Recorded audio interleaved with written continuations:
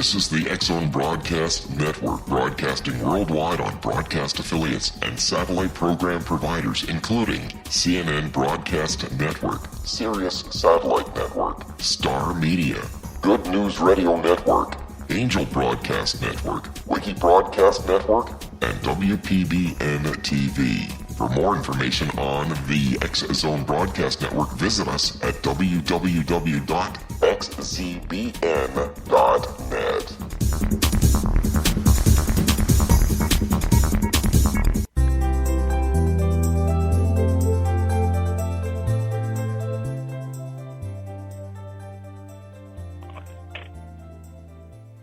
Welcome to Know the Name, Know the Genius in You, where in a single moment you can recognize your brilliance and change your life.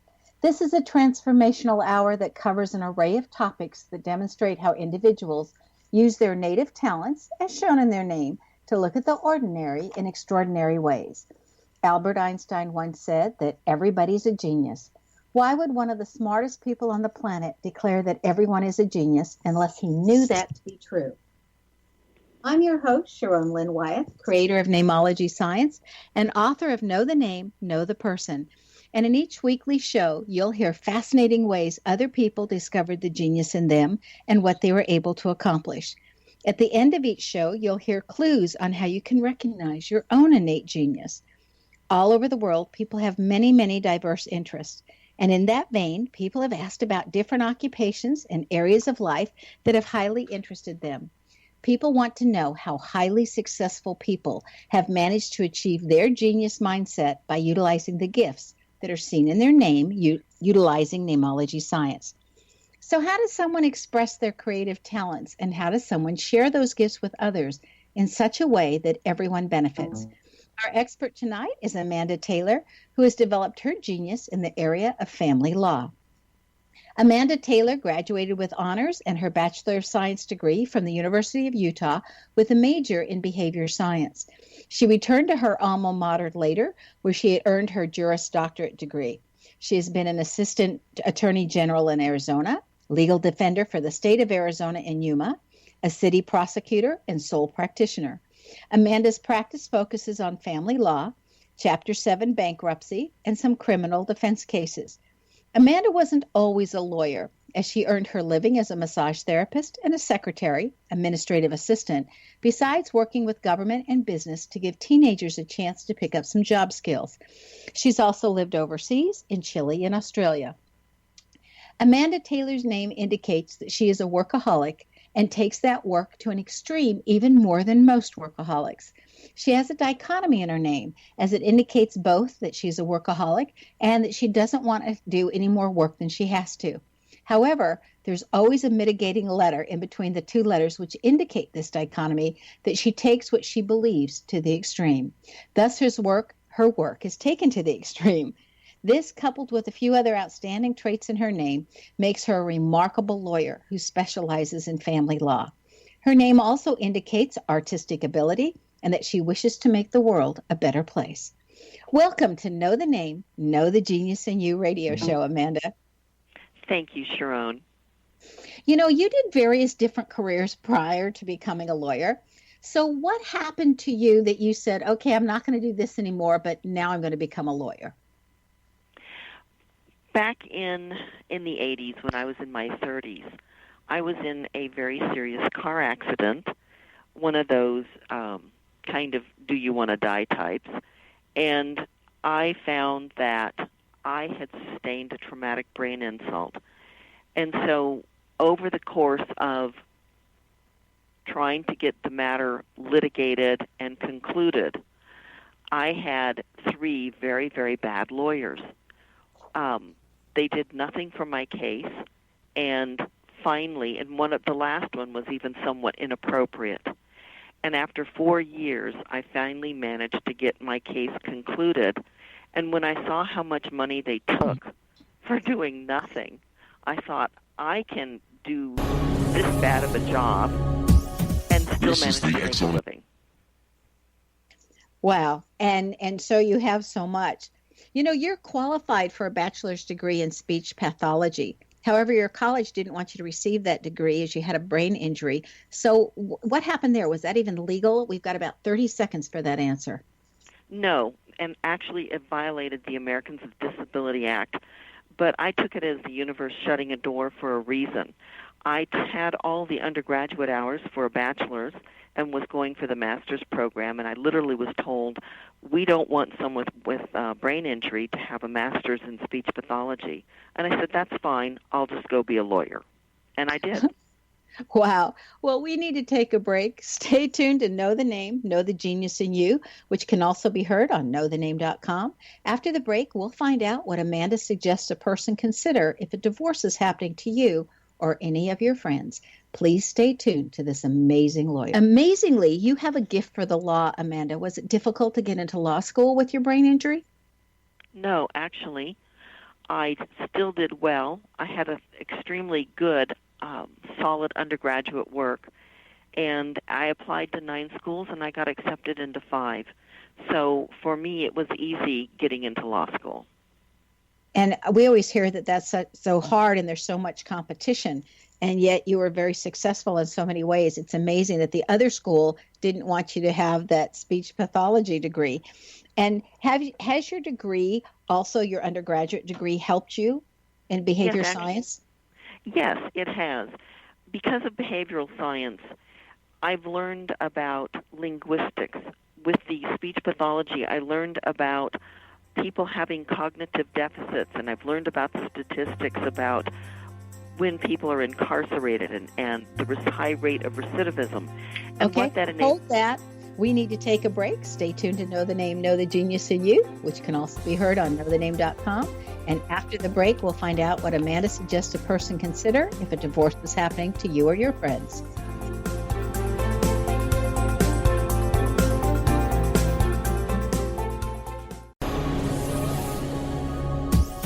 This is the X-Zone Broadcast Network, broadcasting worldwide on broadcast affiliates and satellite program providers, including CNN Broadcast Network, Sirius Satellite Network, Star Media, Good News Radio Network, Angel Broadcast Network, Wiki Broadcast Network, and WPBN TV. For more information on the X-Zone Broadcast Network, visit us at www.xzbn.net.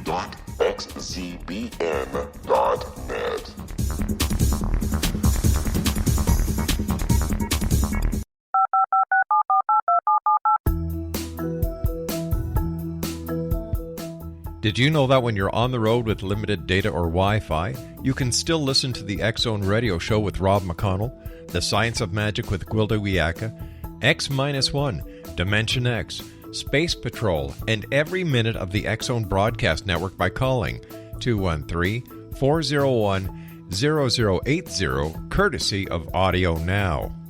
No smartphone, app, or internet needed. It saves your data plan, and it's free if you have unlimited minutes.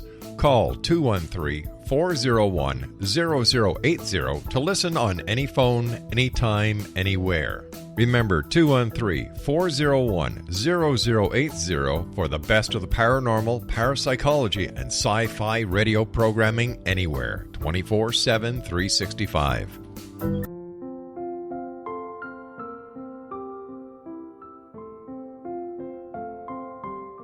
I am Dr. Carl O'Helvey, founder, president of a new cancer foundation focusing on evidence-based physical, mental, and spiritual interventions, including natural cancer cures, prayer, meditation, affirmations, nutrition, and other related holistic cancer prevention and cure modalities.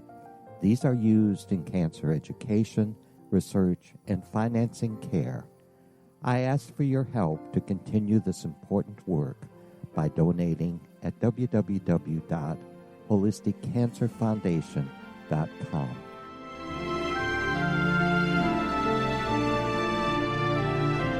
Hello, I'm Pete Marsh. With my daughter Justina, we will be presenting the new radio show, Too Good to Be True. If something seems too good to be true, it usually is. But with the help of Justina's amazing gifts, we're going to gain insight into questions that don't yet have complete answers. Have you wondered who built Stonehenge and for what reason? Why are crop circles found in the same region as Stonehenge and elsewhere? Are crop circles a hoax, or are they created with technologies that we have little knowledge of? Who built the pyramids in Egypt and also in other countries? How and why were they built? Was the Titanic switched with the Britannic as part of a gigantic insurance fraud, or for more insidious reasons? What caused the Tunguska event when trees were flattened over an 800 square mile area in Siberia? Will the new insights be too good to be true? Well, that will depend on what you are prepared to believe. Please join us as we start on this journey together. For more information on Too Good to Be True, visit www.xzbn.net. Little children aren't the only ones afraid of the dark. Millions of soldiers return from war zones with PTSD, anger, frustration, fear, and loneliness, much of which surfaces during the darkness of the night. You have the chance to change the lives of these American heroes. Songs and Stories for Soldiers.us provides free MP3 players for these men and women.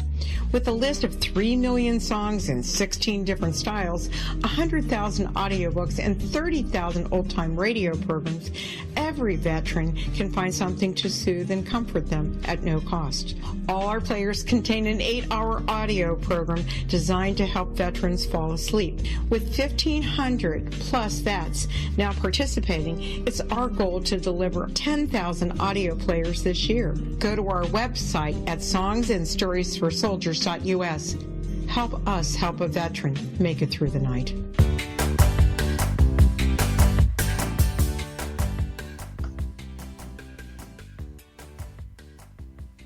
Welcome back. I'm Sharon Lynn Wyeth, and you're listening to Know the Name, Know the Genius in You, which is being heard on xzbn.net and knowthename.com. Our guest tonight is Amanda Taylor, whose website is ajtaylorlaw.com. Since you're qualified in behavior science and speech pathology, we were talking about right before the break, if that gives you any added insights in different ways so that you're being able to help family with disabilities. Go ahead and complete that thought for us, please. Yes, it's actually very helpful, especially when you're looking at families who have emotionally disturbed children. If you are in any kind of dependency law, I have the ability to really cross-examine the state's witnesses, who sometimes are not always as impartial as you are led to believe, that I can read these reports and nitpick them and see where the flaws are. Also, it gives me the ability in criminal work to deal with and understand when people do not have the wherewithal, what we call a Rule 11, where they don't have the ability to assist in their own defense, where they have to be brought into an ability or a mental state where they can think and help plan their strategies. But especially in family law, it allows us to examine the family dynamic, what's going on, recommend different type of counseling, file the proper motions with the court, and also it allows me to assist the families who are going through the problems, going through this transition, on ways that they can cope more readily with what's happening. And I have the ability to point them in the right direction, because traditional counseling doesn't always work for everybody. You know, do families with disabilities, when there's a divorce that's happening, go through different things or more things, or is there more trauma when that divorce happens than other families? I believe so, because when you have a disabled child, that child frequently will need care well past maturity, what we would consider the age of 18, and then the kids can begin to be more independent of the parents. When you have a disabled child and the parents are angry with one another, it is more difficult to get them to agree to some kind of care, or frequently the parent who doesn't end up with the child will walk away and wash their hands of the child, or the disabled child can't really figure out what's going on, and it's harder for that child to cope. It comes with a lot more difficult challenges to work through as counsel than children who do not have particular issues that need help. You know, I've heard you state that our prisons are mostly filled with people with mental illnesses. Talk to us about that, because I think the general public, we think that somebody did something wrong or there's a criminal and that's who ends up in our prisons. But you have made a statement before that so many people with mental disabilities end up in our prisons. How does that happen, and what can we do to help? Well, when I was a legal defender, I did some research on this, and what I found is that some of the prison individuals in New York State had done some research, and I read the statistics, and it said, and this I also learned in the speech pathology program, 85 to 86% recidivism rate amongst the prison population, which means they're repeat offenders. And they found that a vast number of these people who are the repeat offenders have learning disabilities of some kind. Now, what that tells us is that individuals are in prison because they fell behind the cracks in school. And even though we have the Leave No Child Behind program, it does, in fact, leave kids behind. They are now socially passed versus having to fail and repeat a grade. And then you get compounding into that. You get the new drugs, which are the spice and the meth, which, as you know, under meth, you basically end up with Swiss cheese for brains because it eats holes in it. And once it destroys the neurological thinking, you can't recover it. And at some point, you will need medication to be a coherent individual. And so, of course, some people never recover that ability, and they have to go into the state institutes. And I have represented people like that who were then ultimately committed because they will never recover their thinking processes. Now, what the prisons found is that the majority of people in there have some sort of cognitive deficit or they're mentally ill. And this one particular study out of New York has shown that basically the DOC officers, which is Department of Corrections, they don't really want to be called guards anymore. They're officers. They were trained in how to contain people who are there as inmates. They are not trained in medical care. And so when you have people who are in there who have mental illness, whether it is genetic or self-caused through drug taking, they do not focus on skills that help them deal with the mentally ill. And so you have then people who are in these prisons who really should be in state mental institutes, and it puts a burden on the prison. It puts an incredible burden on our Department of Corrections officers because they're dealing with people they shouldn't be, and they're mixing the people who have mental illness in with the general inmate population, which then puts the people who are mentally ill, that makes them vulnerable, and the people who are the prisoners, they then may be subject to people who are unstable and are violent. It's quite a conundrum that eventually our society is going to have to figure out what to do with them. Oh, that just sounds sad. Do the prisons separate them out at all, or do they even recognize that some are mentally ill versus some aren't? They do recognize it, but what are you going to do? You can't title what we say in Arizona, Title 36, which is submit them for mental evaluation. They try, but they're there on a prison sentence. It is up to the judge. It was up to their defense counsel to say, hey, wait a minute. Otherwise, the medical facilities of the Department of Corrections or their prison system is absolutely overwhelmed. There isn't enough funding. And in the cases where it's a private prison, well, why would you want to go in and pay all this care for physicians and medication when, for 2 or 3 years, as long as you can babysit them, they're out. And then they become the general public's problem again. Wow, that just seems... It's money. What can a regular, everyday person do about this? Can we do anything? Well, you can write your senators or congressmen. You can take an interest in the actual prison there. You can ask what the statistics are. But really, it's about the families of these inmates who need to start requesting. Or if your particular family member is locked away and not getting the mental health, you have to get an attorney, whether it's public defender or not, to file a motion with the court asking the court to order that they be given their medication. Now, they do have medical staff there, but then again, the prisons have to be careful that they're not giving them medication that is easily sold, because some people go in and claim they need, for instance, OxyContin for significant serious back problems, and they really don't. And I believe there are certain levels of classifications of drugs that prisons just won't administer because it's too much of a black market product. Wow. Just to switch the topic just a little bit, Amanda, I understand your nickname is Demanda. Was your nickname always Demanda, and how did you get that as a nickname? Well, when I was really young, in my early 20s, it was more Dandy Mandy, because the Barry Manilow hit song was out, and I've just aged myself. But that was a cute name in your 20s. And then as I got a little older, and especially when I became an attorney, and it's like I grew into my name, my friends began to say, instead of Amanda, they would call me Demanda, because I'm so used to solving people's problems and thinking logically that when anybody says something, I immediately start saying, you do this, you do this, you do this, because that's what I say to my clients. And, I got a little bossy. I demand things. Yeah, but it works well for a lawyer.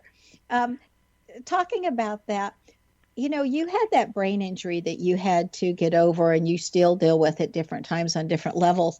So what was your stumbling blocks? How do you like that when I stumble over the word stumbling? What were your stumbling blocks and problems along the way, and how did you overcome them? Well, when I first sustained the insult, it took a long time. It does take 5 years for the brain to recover to the point that it will, according to traditional medicine. And I had to keep a notebook with me and write everything down.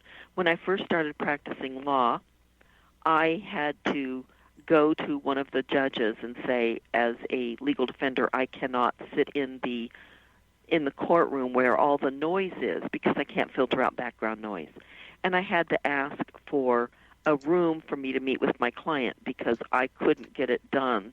And everyone knows that when you're a public defender, you meet with your client, and then they're out of in custody, and they're out in chains, and that way you can see them, and they can sign documents. And so I was allowed access to the jury room in order to do this. And the irony is that although I received quite a bit of grief for that, all the other attorneys used the room, and I had a hard time getting into the room set aside for me because it was nice to get away from the noise. Yeah, so that it was a benefit even though it was a challenge benefit. Right, and so I had to let the court system know that I had this head injury. And they did make some accommodations for me in that sense. When I took the state bar, for instance, I was allowed to use a computer at the time when they were handwriting it, and I had double test taking time. Now, since then, I have gotten considerably faster, and I don't need any of those kinds of accommodations. But then I did alternative healing and alternative medicine to work with my brain insult, and I have had substantial improvement in my thought processes, so that it is a very minor thing. The only time the brain trauma is apparent is when I am very, very tired, and I will stumble over words, and that's called dysarthria, or I will forget words, which is aphasia. And I have actually had that happen to me in court, where I will just go blank. And fortunately, the judges that I work with know this. And so I'll never forget a criminal matter after the state had done their presentation or done their case. You are asking for a directed verdict, and that's standard, and everybody does it. You don't want to forget, otherwise it's unethical. And so I stood up and I looked at the judge, and for the life of me, I couldn't remember the word directed verdict. And so I had to do a process called cueing, self-cueing. And I said, Your Honor, I'm asking for that thing. I can't remember the name. It's where after the state does their case and I'm asking the court to make a decision, and the judge looks at me and smiles. He goes, "Oh, you mean that thing called the directed verdict?" I'm like, "Why, yes, that is the thing I mean." And so, Okay, hold your thought right there. We need to take another break. Stay tuned to Know the Name, Know the Genius in You. This show is dedicated to families whose lawyers specialize in family law and who are working to assist a family during a most trying time when they're going through a divorce. And after the break, we'll find out about some of the different ways that Amanda has assisted people.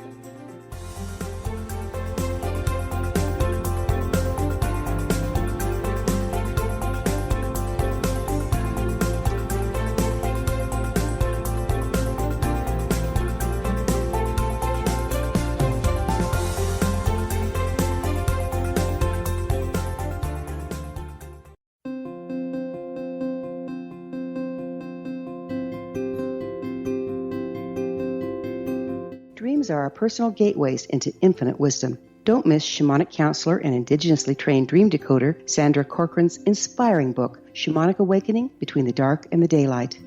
This remarkable work chronicles Sandra's 35 years of experience with diverse wisdom keepers and her initiations throughout the Americas and across the British Isles, Turkey, Greece, and Egypt. Sandy's knowledge of symbology, psychology, and myth influence her dream blog and workshops. Sandy offers private tarot readings, international journeys, a meditative CD, as well as her book, Shamanic Awakening, to encourage you as you navigate this earth walk, creating a deeper connection to yourself and all that is. Find this and more at Sandy's website, starwalkervisions.com.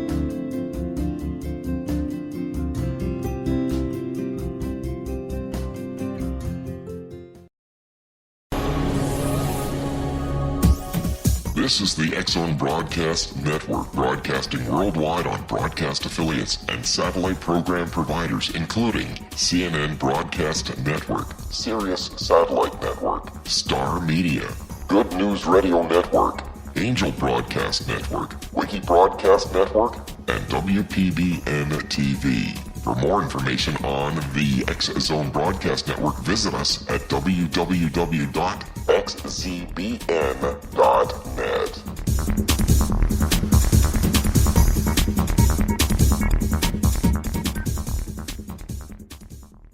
How would you like to be able to read other people's minds? Well, the next best thing is here. When you know how to read a person's name, you know how the person thinks, feels, and behaves. Each letter in our name holds a key to unlock our true essence. Our name contains both our gifts and challenges in this lifetime. Mnemology science discovers personality secrets hidden in the placement of the letters of our names, including the first and last impression people remember about us. Sharon shows us how to interpret the arrangement of letters as outlined in her book, Know the Name, Know the Person. Sharon Lynn Wyeth created mnemology science after 18 years of research and testing her theories, and has supported thousands of people around the world in understanding themselves and others better. You'll enjoy Sharon's unique teachings as she shares her system to learn the gifts behind your given birth name. Even if you don't like your birth name, there are jewels in this book. If you're thinking of changing your name, ready to name your child, or wanting to get along better with others, this is the book for you.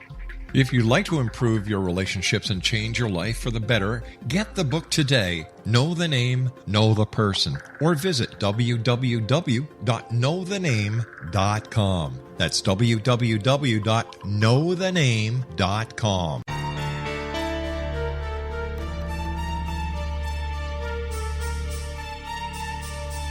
Hello, I'm Justina Marsh, and with my dad Pete, we are going to present a new show called Too Good to Be True. Together, we are aiming to discover more truths about this world and beyond. Do you have unanswered questions about the world? Do you ever wonder about aliens, conspiracy theories, or the universe? There are many shows discussing subjects such as pyramids or UFOs, but we want to relay this information based on our own research, including from spiritual means. Hopefully, listeners will be helped with their own beliefs and will appreciate the psychic insights that add to the previous research and information. We both look forward to sharing this insight and beginning this journey with our listeners. Visit xzbn.net for more information about when to listen.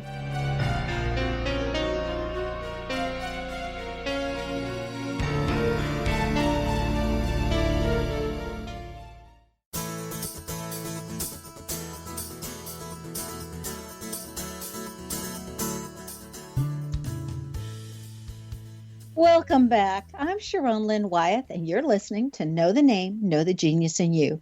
Our guest tonight is Amanda Taylor, whose website is ajtaylorlaw.com. Amanda, we were just starting to talk about divorces, and they're becoming more and more common. And that's how it feels. But is it just because we're hearing about them more, or are the rates of actual divorces increasing? I do believe the rates are increasing. And the reason is that as the society or our culture becomes more of a sense of immediate gratification, no one wants to put the time and effort into sustaining a relationship when it has been made so incredibly easy to get rid of it. And what I have found is that now some of the states and some of the state bars want to have what they call family law technicians. And this is a step up above a document preparer and not quite like a lawyer. And it really, in my opinion, does a disservice to the practice, because you get technicians who really, they may know the forms, but they lack that grounding in so much that lawyers come to the table with. Not only is it the 3 years of schooling, it's all the continuing legal education. It is the undergraduate degree that we had to earn before going to law school. Usually the lawyers have a considerable life experience to go along with it. Not always, but most of the time.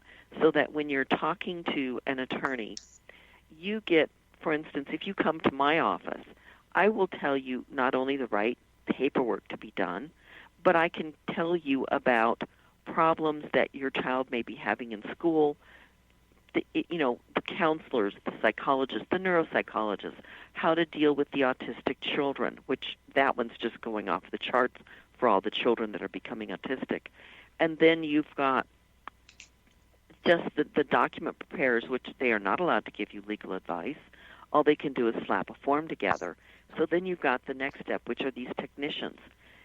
They don't have the wealth and breadth of experience and knowledge and education. And allegedly, their function is to step into the place where people who can't afford lawyers can do this. And it's kind of a double-edged sword. You make it so easy to get rid of your wife, to get rid of your children, that we are becoming a throwaway society. I will have women divorcing their husbands just because they're bored. The man is nice. He's not unhealthy. He's not there's gambling or they're attractive men. They don't drink. They don't gamble. There's nothing wrong with them. But the women are bored, and I will see that from the women much more than the men. And so they're just, I just don't really love him anymore. And they'll have 2 or 3 little children. And I try and talk to them. Stop it. The grass is not greener. And your children need their father. Don't destroy your marriage because you personally are bored. That means you're boring. And I just can't get through to these young people because they want instant narcissistic gratification. Oh, that's almost scary. What does each person who's going through a divorce need to consider? They need to consider their children first. If they don't have children, they need to consider financially, how are they going to make it? Now, if you're a woman who is in an abusive situation or a man who's in an abusive situation and you lack financial means, you need to plan a little bit. You need to save some money. You need to get a credit card. And you need to have like an escape plan so that when the other party is gone, you can have your friends come over, load up what is yours, get out. You have or if you're lucky enough to have the money, you get the attorney to write a petition for the divorce, do the temporary orders, do the emergency orders, and if you need to at the same time, you get an order of protection so that you get custody of the house or you're having exclusive use of the house pending an order of protection hearing or pending an emergency orders hearing. And so there are ways you can protect yourself, but it takes the ability to move fast, and you've got to plan it out. In Nebraska, no one can get divorced once they do the paperwork for 6 months because they have found that within that 6-month time period, many couples change their mind. Is that what you're finding in Arizona also? We do. Not probably as much as Nevada. We have a 61-day period, so the court will not divorce you sooner than 60 days. And that gives, I guess out here we only have a 2-month cooling off period. But I have found in the process of the divorce, sometimes if there are children, people will want to try again. Unfortunately, my advice is to leave the divorce pending so that if it doesn't work out, you don't waste the money that you've already spent getting the paperwork in place and filing it and paying your attorneys. We just, what we call abate the situation, which is to let it just stall. And so then tell them they've got basically 6 months to a year before it's kicked off the inactive calendar and the clerk of the court will close the case. And I just suggest that they don't do that because, unfortunately, one of the tactics of a party who does not want to pay spousal support to the other party, or they want to get better situated, they'll try and, quote, reconcile, end quote. The wife, usually it's the wife, will foolishly dismiss the divorce. Then she goes home thinking she's happily married. She gets a job. And then within 6 months, husband files again, only this time she doesn't have spousal support because she's got a job. And then he makes sure to get the emergency orders first and take the kids. And that's something to be very aware of, so you don't dismiss the action. You try and reconcile while it is pending. Wow. What suggestions would you make on how a friend can support someone else who's going through a divorce? What do you see that most people could benefit from by their friends when they're going through this? Never criticize their partner. Listen to them because they might reconcile, in which case now you're the one who said what a terrible partner they're married to. So you don't say that. You just tell them they will be all right, that they are strong, that they're going to get through this. So you support them, but you're not negative to the other person. Because especially if there's children, you always have to remember that other person, even if you are angry with them, that is still their parent. And if you criticize their parent, the child will think you are criticizing them because they come from that parent. That's something to really think about. I've heard horror stories that happen to people during a divorce, like fighting over custody, to one parent, absconding with the family's money. Are there laws that protect women from abandonment and that protect children in these cases? Yes, there are.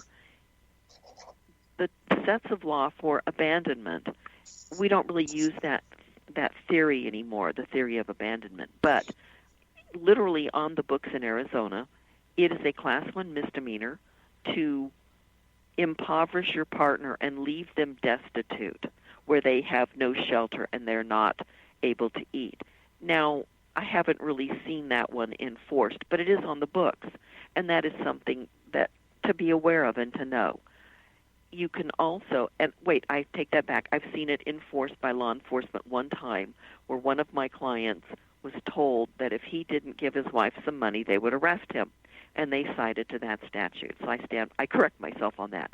And that is important to know, to check the criminal law to see if there's something about being left destitute on the books.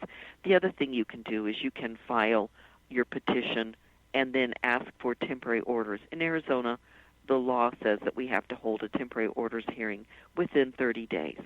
Now, that allows the court to issue something in terms of the order to make sure the children are safe, they're not being used in a tug-of-war. You can always issue emergency orders as well. The courts don't usually like to issue emergency orders on cash because they figure most people can make it at least 30 days. And we do have some of the government safety nets out there. But you can get that. And you can also get emergency orders where a bank, for instance, has to freeze an account.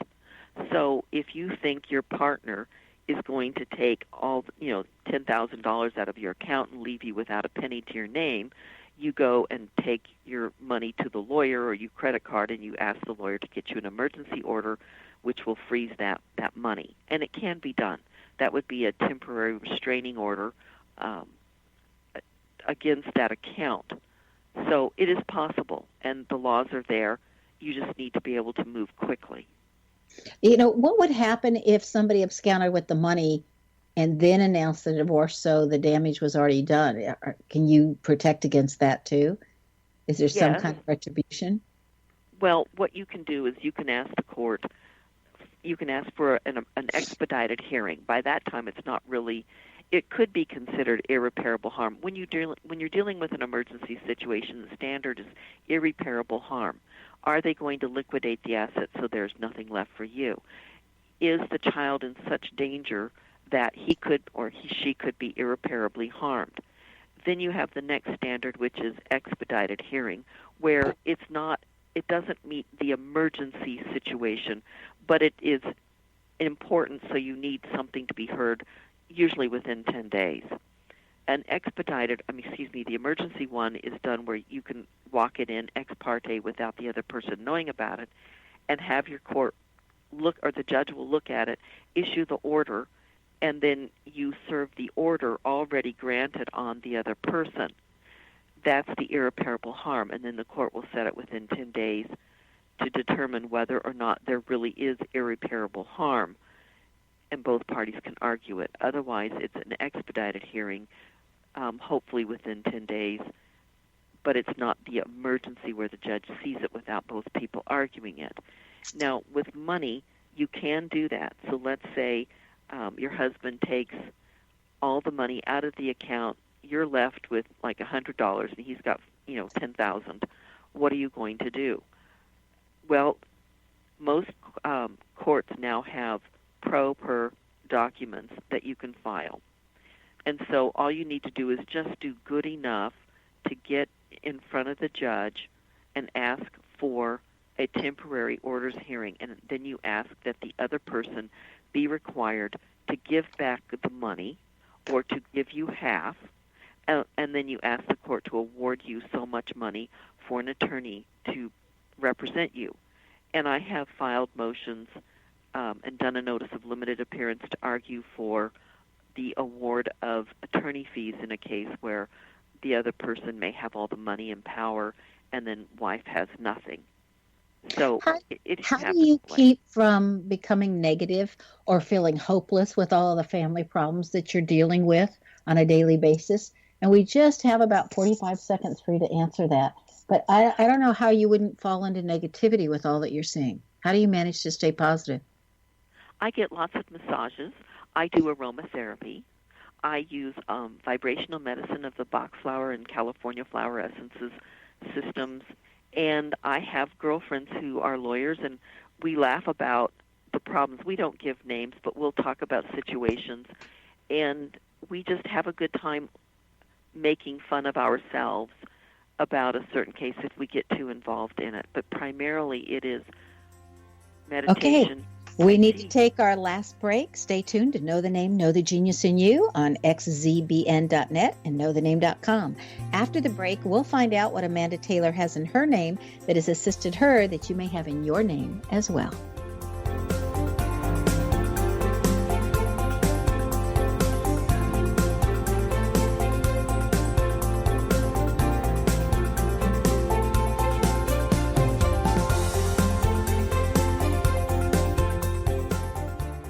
Hi everyone, Rob McConnell here, and I wanted to spend a moment on internet streaming. Everybody has heard about internet streaming, but not many know much about it. Did you know the internet streams just about everything? Movies. From new releases to old classics. TV shows. Almost every show, every episode, and much more. But the question has always been, how do you do it? Well now, thanks to the folks at 123 Ready TV, I have the answer for you. They have developed a simple program app, 123 Ready TV, that you install on your Windows PC, Android smartphone, or Android tablet that can have you streaming like a pro in less than 5 minutes. You truly won't believe how much is available or how easy it is to do until you try. And for a one-time cost of only $19.99, this product is a real winner. To learn more about 123 Ready TV, visit our website at www.xzbn.net.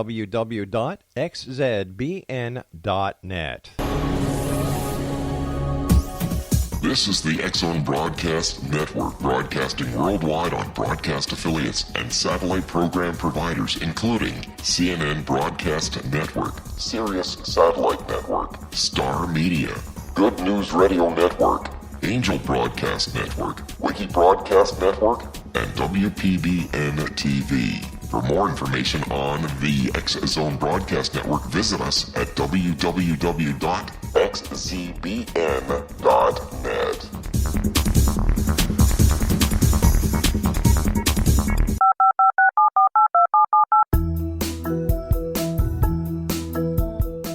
Did you know that when you're on the road with limited data or Wi-Fi, you can still listen to the X-Zone Radio Show with Rob McConnell, The Science of Magic with Gwilda Wiyaka, X-1, Dimension X, Space Patrol, and every minute of the X-Zone Broadcast Network by calling 213-401-0080, courtesy of Audio Now. No smartphone, app, or internet needed. It saves your data plan, and it's free if you have unlimited minutes. Call 213-401-0080 to listen on any phone, anytime, anywhere. Remember 213-401-0080 for the best of the paranormal, parapsychology, and sci-fi radio programming anywhere, 24/7, 365.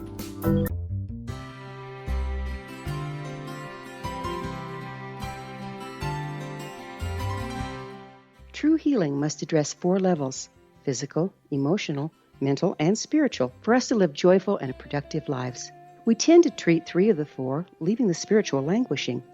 If you're tired of the same dysfunctional patterns cropping up in your life, Soul Balancing is for you. Trixie Phelps, owner and founder of Soul Balancing, is a naturally gifted energy healer trained in numerous esoteric forms, including shamanism. Trixie has created a powerful modality that safely and effectively clears your energetic field. A Soul Balancing session can remove interference, heal trauma, and restore your hope. Contact Trixie for a life-changing long-distance session today, www.soulbalancing.world.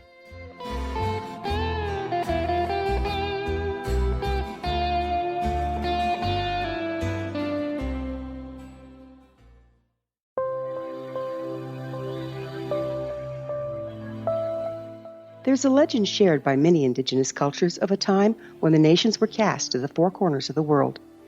Each nation was given a body of sacred knowledge that held a different portion of the truth to preserve. True reality could not be known until all the nations reunited, combining the information. If a single one was missing, the world could not be reborn and darkness would prevail. The Science of Magic Radio is dedicated to reuniting the sacred knowledge. With the understanding, none of us has all the answers, but together we can open new perceptions and possibilities. Through our combined vision, the world can be reborn into a place where darkness no longer prevails. Join me, Gwilda Wiyaka, and the Science of Magic daily on the X-Zone Broadcast Network, xzbn.net, or visit us at thescienceofmagic.net.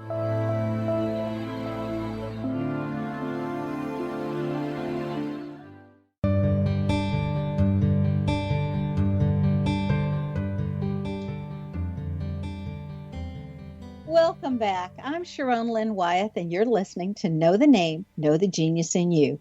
Our guest tonight is Amanda Taylor, whose website is ajtaylorlaw.com.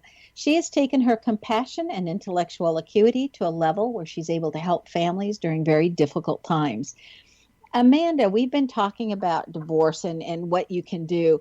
And some of the times I think people don't hire a lawyer because they just think lawyers are so incredibly expensive. Do lawyers ever negotiate their fees? We can. Some don't.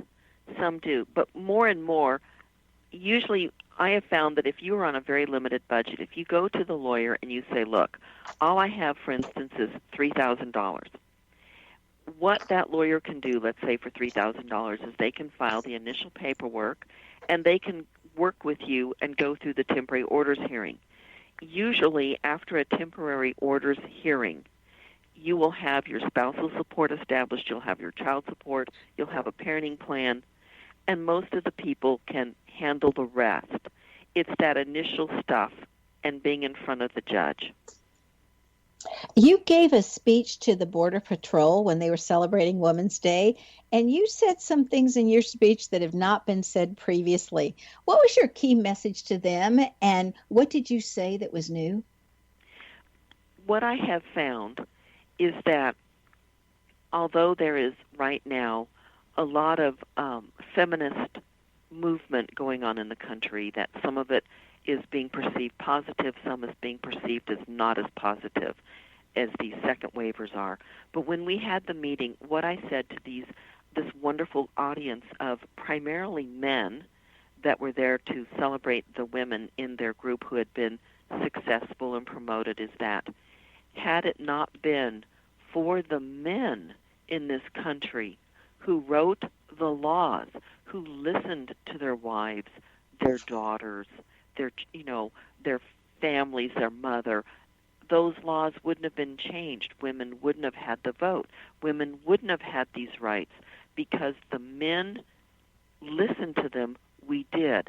And so I acknowledged that day all those fabulous men who were in that room supporting those women and how those men had helped us achieve wonderful things in our lives. Oh, that's beautiful. You know, Amanda, you are known for your compassion, and you have so much compassion for people, and yet that extends to dogs also. I understand you help rescue dogs and have quite a few dogs under your care at the same time.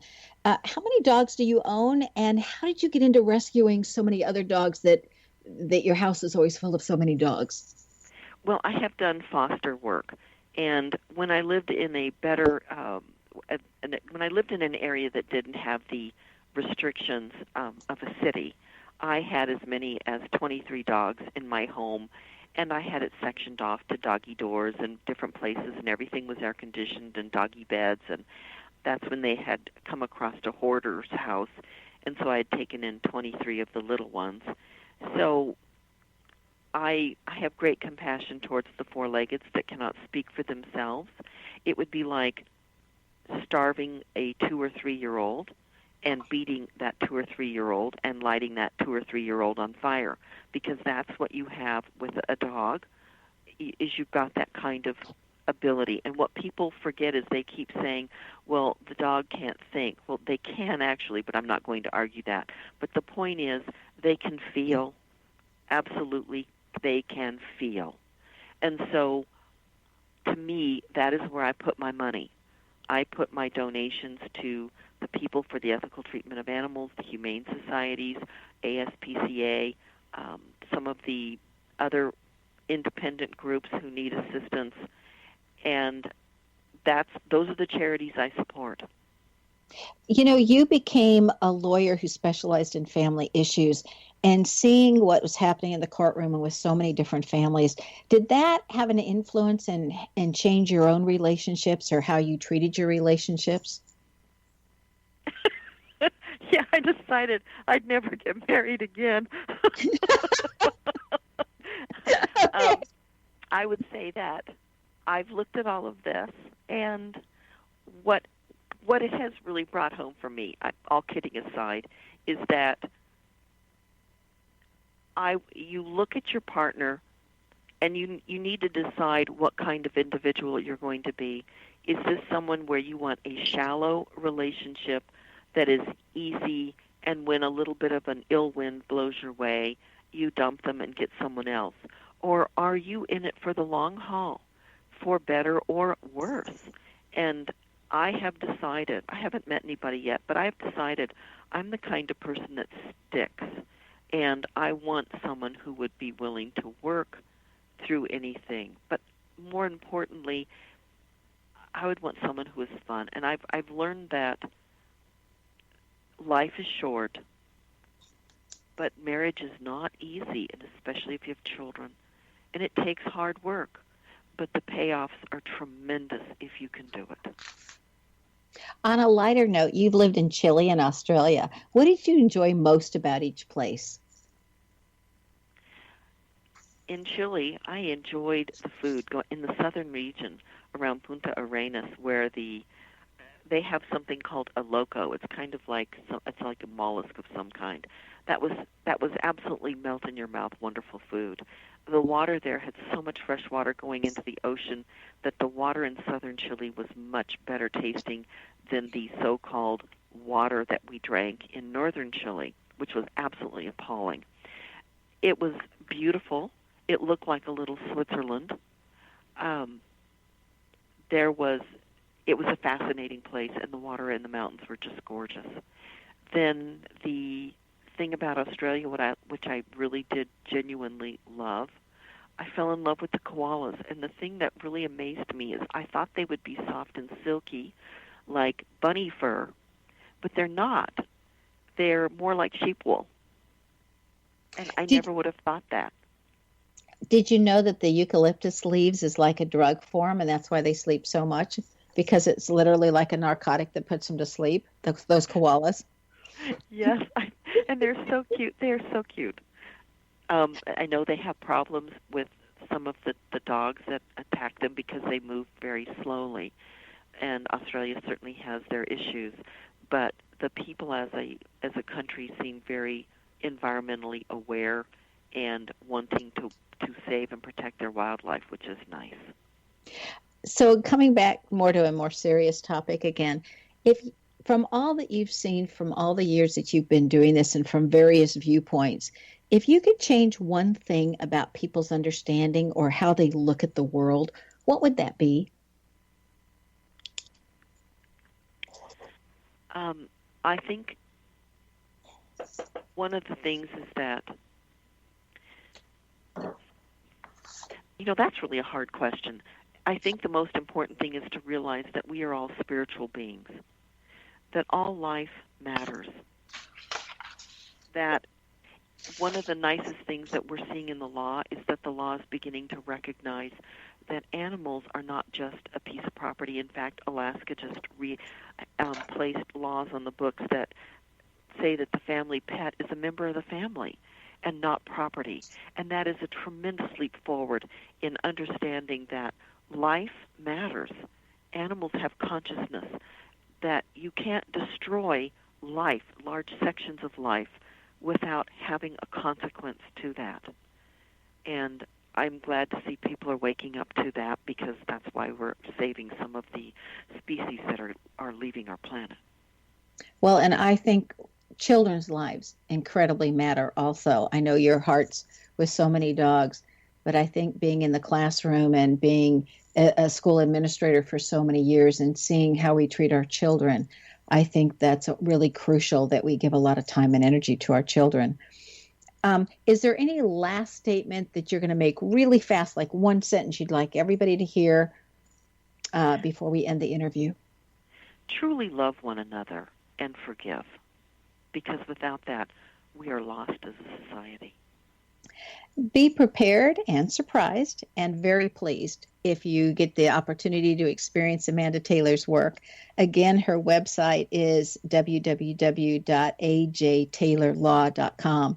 Amanda's name indicates that she excels at working long hours and being able to stay focused. This is found in the first vowel of her first name, and that is an A. And because it's both the first letter and the first vowel, it's extra strong. And then because it sits next to an M, which extends or expands everything and really intensifies it, it's really made that piece of being able to work long hours and stay focused incredibly strong. If your first vowel in your first name is an A, you too can concentrate for long periods of time. Do you know where your genius lies? I'm Sharon Lynn Wyeth, host of the radio show Know the Name, Know the Genius in You, which can be heard every weekday at various hours right here on xzbn.net radio, an X-Zone radio station, and on knowthename.com. You can tune in to hear the fascinating ways other people discovered the genius in themselves and what they were able to accomplish. In each upcoming show, you'll hear clues on how you can recognize your own innate genius.